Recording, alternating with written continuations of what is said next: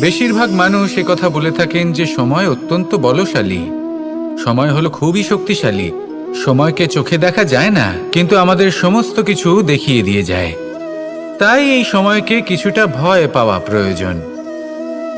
চলুন, প্রত্যেকের ভাবনা আলাদা, প্রত্যেকের মানসিকতার পিছনে নিজস্ব অভিজ্ঞতা রয়েছে, তাকে আমি সম্মান করি। আর কোথাও না কোথাও এই কথাটা সত্যি।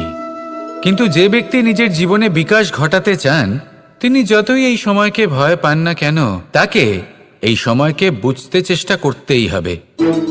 যদি আপনি সাফল্যের পথে অগ্রসর হতে চান, তাহলে এই সময়কে বুঝুন, এর কথা বোঝার চেষ্টা করুন।